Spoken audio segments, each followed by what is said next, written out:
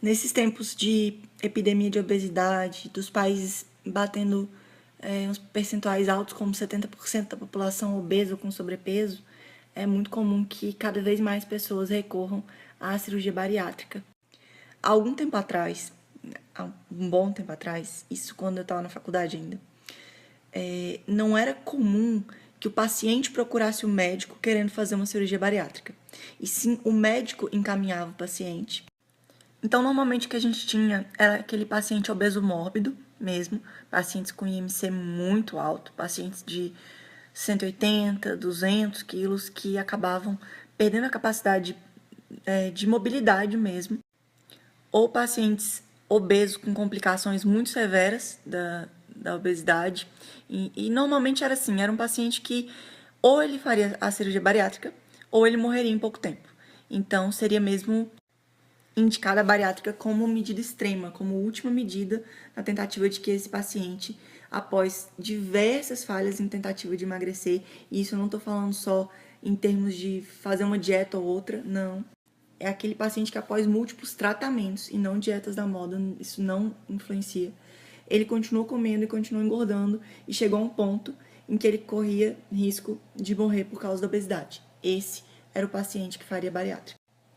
Hoje em dia, a regulamentação prevê que um paciente de IMC 35 possa procurar um médico e fazer a cirurgia bariátrica. Qual o problema disso, na minha opinião? Primeiro é que a bariátrica virou um comércio, e muitas vezes um comércio sujo, porque não é raro a gente ouvir do paciente que o médico mandou engordar para fazer a bariátrica, e isso, na minha opinião, é um absurdo, um tremendo absurdo, deveria resultar em perda do direito de exercer a profissão. E o outro problema é que muita gente não entende quais são, de fato, as consequências de se fazer uma cirurgia bariátrica, ou as chances de sucesso dessa cirurgia. Então a pessoa chega lá, desesperada, querendo emagrecer, e acaba vendo na bariátrica uma última esperança, uma forma de perder peso de forma definitiva, e na verdade nem sempre é assim. Como a maior parte da digestão de proteínas é feita no estômago, ou pelo menos ela inicia primordialmente lá, o paciente que teve uma redução do estômago, ele acaba se tornando bem pouco tolerante à ingestão de proteínas. Acontece que o emagrecimento saudável, ele inclui a manutenção e a proteção da massa magra do indivíduo. Se você não garante que essa massa magra vai ser protegida e preservada, você acaba incorrendo numa perda de peso que não é a mais saudável que existe. Então, a gente tem um paciente com estômago pequeno, que vai ter uma baixa ingestão de proteína, uma tolerância melhor à ingestão de carboidratos, e um paciente que vai ter uma perda de peso muito rápida. E essa perda de peso muito rápida também contribui para a perda de massa muscular. Então, você vai ter um paciente que vai perder muito peso, muito rápido, só que é um paciente que não vai perder peso de forma tão saudável. Na verdade, não é uma perda de peso saudável. Acontece que essa perda de massa muscular, a longo prazo, ela é bem difícil de recuperar, por vários motivos. Primeiro, porque a ingestão de proteína nesses pacientes costuma ficar comprometida para o resto da vida. E é óbvio que existem exceções, mas isso é o que mais acontece. E aí, a pessoa, depois dessa perda de peso inicial mais rápida, começa a perder peso mais lentamente. Mas mesmo assim, normalmente a maioria não consegue um aporte adequado de proteína. Então, continua a perda de massa muscular. O que a gente tem, então, é uma pessoa que emagreceu muito, que perdeu massa muscular, e isso vai resultar em um problema grave, que é a redução da taxa metabólica basal. Se esse paciente, porventura, volta a engordar, ele começa a engordar com mais facilidade, já que ele tem uma taxa metabólica basal menor. E isso leva ao acúmulo de muito mais gordura e uma construção de massa magra proporcionalmente muito menor. Então, a gente entra num processo chamado obesidade sarcopênica. O que é isso? É aquela pessoa que tem um peso bem acima, ela é pesada, ela é obesa, só que ela tem uma quantidade de massa muscular muito baixa. E isso, a longo prazo, vai gerando problemas ainda maiores. Tem um monte de estudo que mostra que a qualidade de vida no idoso, ela está diretamente relacionada à massa muscular desse idoso. Não é para sair por aí tomando bomba, mas quer dizer que entre uma pessoa que foi sedentária a vida toda e uma pessoa que fez atividade física, essa que fez atividade física e chegou na idade adulta, idosa, com uma quantidade melhor de massa muscular, vai ter uma velhice muito melhor. vai ter mais mobilidade, vai ter menos dor articular, enfim. Quando eu fazia estágio no HUB, tinha um grupo de pacientes que foram submetidos à bariátrica. E alguns voltavam a engordar, não é incomum, na verdade é muito comum que a pessoa, depois da bariátrica, depois da perda de peso, volte a engordar. E muitos desses pacientes começavam a ter hábitos como tomar leite condensado, comer doce de leite, ou comer açúcar puro, rapadura, enfim, eles queriam comer, porque eles tinham vício em comida, vício em açúcar. Porque boa parte dessas pessoas, mesmo tendo tido um acompanhamento psicológico, psiquiátrico, acabou não mudando a forma de pensar em relação à comida e acabou não mudando a própria relação com a comida. Então não adianta você cortar o estômago se a sua cabeça tem problema. E aí, se a pessoa volta a engordar depois de ter feito a bariátrica, com uma taxa metabólica baixa, como é que a gente faz essa pessoa emagrecer?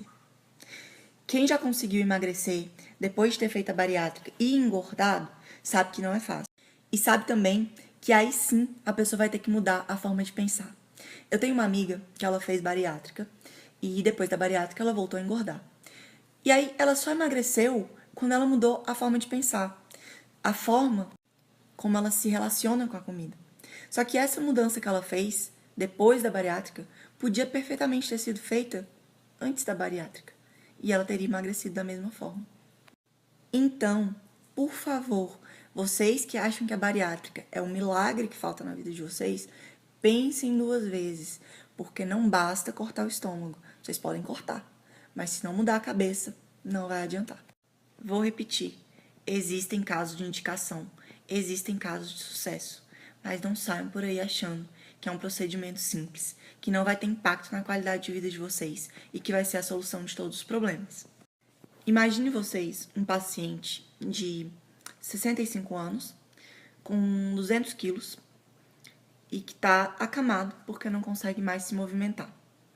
Esse paciente, então, já está diabético tipo 2, tem um risco cardiovascular elevado, tem esteatose hepática, ou seja, gordura no fígado, em grau elevado, e é um paciente que você não pode simplesmente dizer, vá lá fazer uma corridinha para emagrecer. Nesse caso, os médicos podem chegar à conclusão de que ou você opera, ou a pessoa vai morrer. Então, a cirurgia bariátrica torna-se a única opção para um paciente como esse, porque outros métodos com certeza já foram tentados.